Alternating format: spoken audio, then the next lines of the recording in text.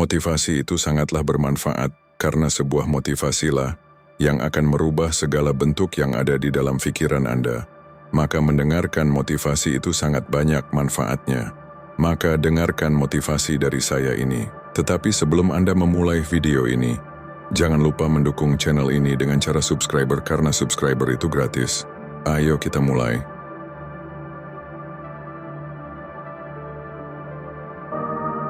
Poin pertama, kamu satu-satunya yang bertanggung jawab atas hidupmu.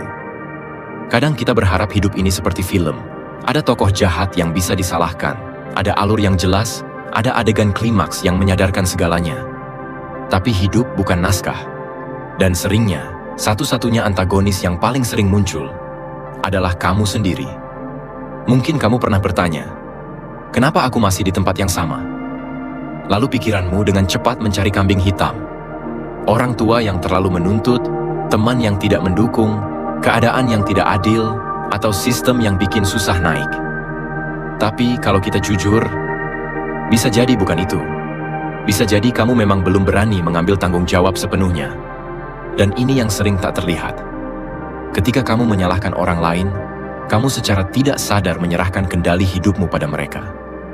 Mereka yang kamu salahkan justru jadi lebih kuat daripada kamu dalam kisah hidupmu sendiri. Bayangkan seperti ini. Kamu ada di tengah keramaian, berdiri diam. Semua orang berjalan ke tujuan mereka masing-masing.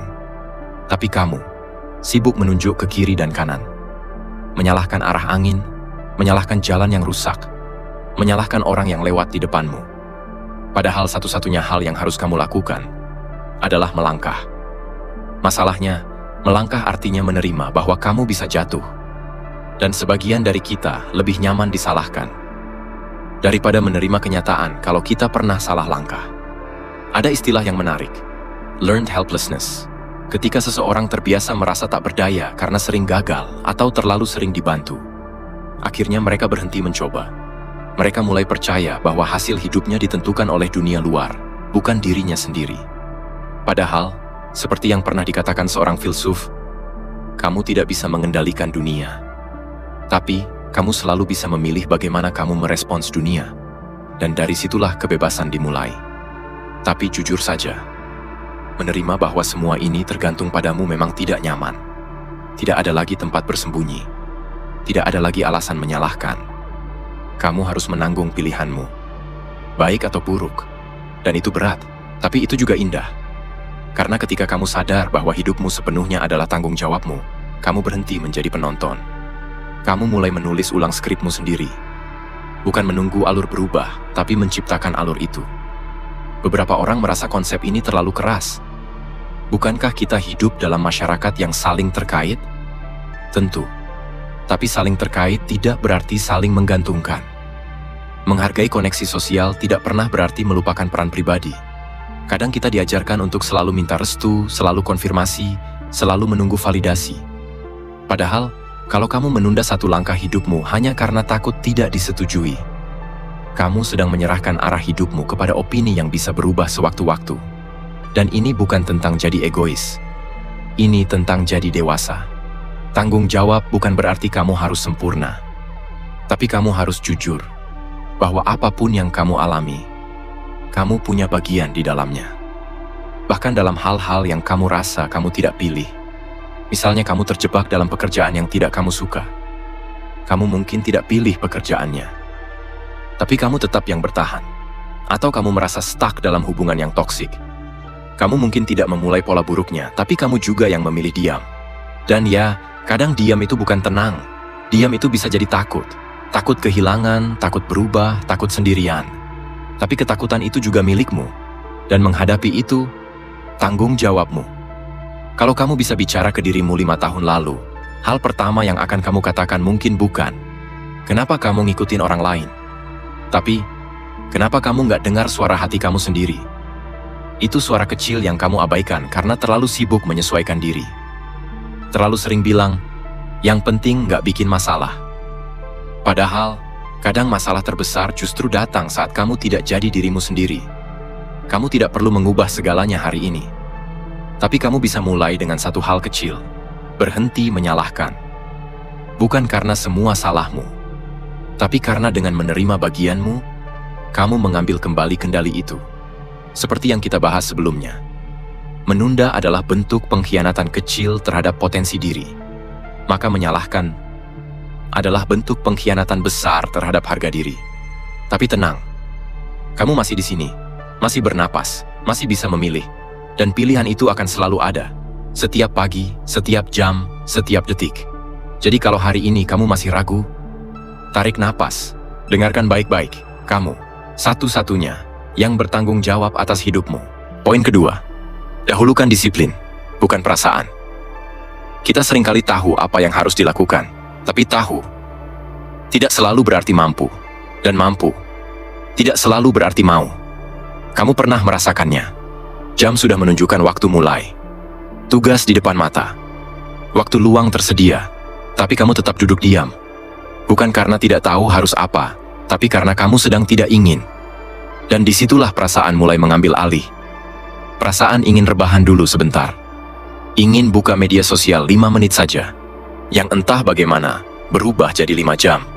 Ingin menunda sampai suasana hati membaik, energi kembali, atau motivasi datang sendiri. Tapi kamu juga tahu, motivasi tidak pernah datang. Atau kalaupun datang, dia jarang bertahan. Karena kalau kamu terus menunggu untuk merasa ingin sebelum bertindak, hidupmu akan dipimpin oleh sesuatu yang paling tidak stabil dalam dirimu. Mood. Dan seperti yang kita bahas di poin sebelumnya, begitu kamu menyerahkan kendali pada hal-hal di luar dirimu, kamu sudah kehilangan arah. Perasaan memang penting, tapi bukan untuk dijadikan komando. Perasaan itu petunjuk, bukan pemimpin. Tantangannya, perasaan punya suara yang lebih keras daripada disiplin. Perasaan tahu cara membujuk. Disiplin hanya menawarkan hasil. Tapi kalau kamu perhatikan orang-orang yang kamu kagumi, bukan karena mereka selalu semangat, tapi karena mereka tetap jalan meskipun tidak semangat. Mereka tetap bangun pagi meskipun ngantuk, tetap olahraga meskipun tidak suka, tetap belajar meskipun tidak mood. Dan bukan karena mereka tidak merasa capek, tapi karena mereka memilih untuk tidak dikendalikan oleh rasa capek. Ada masa di mana kamu harus akui bahwa hidup bukan soal apa yang kamu rasakan, tapi soal apa yang kamu selesaikan. Karena kalau hidupmu hanya dijalankan berdasarkan emosi, kamu akan terus berputar di tempat. Seseorang pernah berkata, jika kamu hanya bergerak saat merasa ingin, kamu akan kalah oleh mereka yang bergerak meski sedang tidak ingin.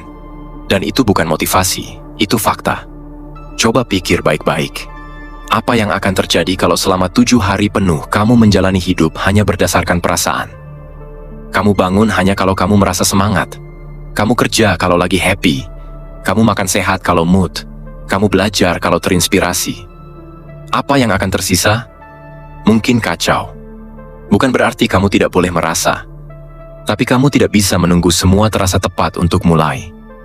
Karena kalau kamu perhatikan lebih jauh, ada pola yang diam-diam kita ikuti. Saat kamu menunda karena tidak mood, otakmu dapat hadiah kecil berupa kenyamanan. Rasa tenang sesaat. Dan setiap kali kamu mengulang itu, otak mulai belajar bahwa menunda itu menyenangkan. Dan itulah yang disebut sistem penghargaan dopamin. Masalahnya, rasa senang itu palsu. Sementara penyesalan yang datang kemudian nyata. Dan kamu pasti tahu rasa itu. Rasa bersalah setelah seharian tidak melakukan apa-apa. Rasa malu karena tahu kamu bisa lebih, tapi kamu pilih rebahan. Rasa cemas karena besok sudah dekat, dan hari ini kamu buang begitu saja. Lucunya, kita tahu bahwa disiplin itu penting, tapi tetap saja kita jadikan perasaan sebagai alasan. Lagi capek, lagi stres, lagi nggak sanggup. Padahal, bisa jadi bukan karena kamu capek secara fisik, tapi kamu lelah dengan dirimu sendiri. Dan perasaan itu tidak akan hilang sampai kamu bergerak. Disiplin bukan tentang jadi robot, bukan tentang keras kepala, tapi tentang berani menjaga komitmen, bahkan ketika perasaan tidak lagi mendukung. Tentang memberi ruang pada logika untuk memimpin saat emosi ingin kabur. Dan menariknya, semakin kamu latih disiplin, semakin kamu bebas. Karena kamu tidak lagi menunggu mood baik untuk bergerak. Kamu bergerak dulu, dan mood akan menyusul. Kadang justru tindakan sederhana, seperti mandi, membuka laptop, atau mencatat to-do list, bisa mengubah seluruh keadaan emosi dalam sehari. Ini bukan teori kosong. Ini hal yang sudah dibuktikan berkali-kali. Dalam studi psikologi, keputusan-keputusan kecil di awal hari terbukti memengaruhi konsistensi dan kejelasan arah seseorang dalam jangka panjang. Otak kita merespons aksi lebih kuat daripada niat. Jadi, daripada sibuk meyakinkan diri sendiri bahwa kamu harus merasa siap dulu, coba balikan logikanya. Mulai dulu. Rasa siap akan datang belakangan. Kalau kamu masih merasa bingung bagaimana mulai membangun disiplin, kuncinya bukan pada niat besar, tapi konsistensi kecil. Mulai dari rutinitas yang bisa kamu jaga, bahkan saat kamu sedang tidak semangat. Bangun pagi, minum air putih, menulis 1 kalimat, menyusun tempat tidur. Hal remeh yang tidak bergantung pada mood. Dan ketika kamu berhasil menyelesaikan satu hal, kamu membuktikan ke otakmu bahwa kamu bisa. Itulah hadiah sebenarnya dari disiplin. Rasa hormat pada diri sendiri. Tentu akan ada orang yang bilang kamu terlalu kaku, terlalu serius. Tapi biasanya komentar seperti itu datang dari mereka yang belum berhasil menjaga komitmennya sendiri. Di sisi lain memang benar bahwa terlalu disiplin tanpa ruang fleksibel bisa bikin hidup terasa menekan. Tapi kalau kamu perhatikan, hidup yang terlalu lentur pun bisa membuat kita kehilangan bentuk. Kamu tidak harus disiplin sepanjang waktu. Tapi kamu perlu tahu kapan kamu harus diam dan kapan kamu harus tetap jalan, meskipun rasanya ingin menyerah. Dan hari ini bisa jadi hari itu. Poin ketiga. Kehebatan selalu menuntut pengorbanan. Pernahkah kamu melihat seseorang yang kamu anggap hebat, lalu diam-diam kamu bertanya dalam hati, apa yang harus dia relakan untuk sampai ke sana? Karena kehebatan itu sejatinya bukan tentang keajaiban, tapi tentang pengorbanan. Dan kalau kamu benar-benar perhatikan, tidak ada pencapaian besar yang tidak dibayar dengan sesuatu. Kadang dibayar dengan waktu, kadang dibayar dengan hubungan, kadang dibayar dengan rasa aman, yang akhirnya harus dilepas. Tapi pertanyaannya bukan cuma, mau jadi hebat atau enggak. Pertanyaan yang sebenarnya adalah, siap kehilangan apa untuk sampai ke sana? Kamu mungkin sedang di fase hidup yang melelahkan. Rasanya kamu sudah berusaha, tapi tidak kemana-mana. Tapi mungkin, bukan karena kamu kurang kerja keras. Bisa jadi, kamu terlalu takut kehilangan. Takut kehilangan teman. Takut kehilangan waktu santai. Takut kehilangan versi diri yang nyaman, tapi tak berkembang. Dan ketakutan itu manusiawi. Karena sejak kecil, kita diajarkan untuk menjaga perasaan orang lain, menjaga relasi, menjaga kenyamanan. Tapi jarang sekali kita diajarkan untuk berani melepaskan. Bahkan ketika yang kita lepas itu bukan lagi membawa kita kemana-mana. Seperti yang kita bahas sebelumnya, kedisiplinan membutuhkan perlawanan terhadap perasaan sesaat. Dan dalam konteks yang lebih dalam, pengorbanan adalah bentuk kedisiplinan yang paling sunyi. Tidak ada tepuk tangan, tidak ada sorotan, tidak ada validasi. Hanya kamu dan keputusan untuk tetap jalan, meski banyak hal harus ditinggalkan. Kita sering bingung membedakan antara yang layak diperjuangkan dan yang harus dilepaskan. Dan wajar, karena tidak semua kehilangan berarti kekalahan. Justru, kehebatan seringkali datang dari keputusan-keputusan tak populer. Dari sikap yang tidak dimengerti sekarang, tapi akan sangat masuk akal nanti. Ada sebuah eksperimen lama yang kamu mungkin pernah dengar tentang marshmallow. Anak-anak diberi pilihan, makan 1 marshmallow sekarang, atau menunggu dan mendapatkan 2 marshmallow nanti. Hasilnya, anak-anak yang bisa menunda keinginan jangka pendek itu ternyata tumbuh jadi pribadi yang lebih sukses dalam jangka panjang.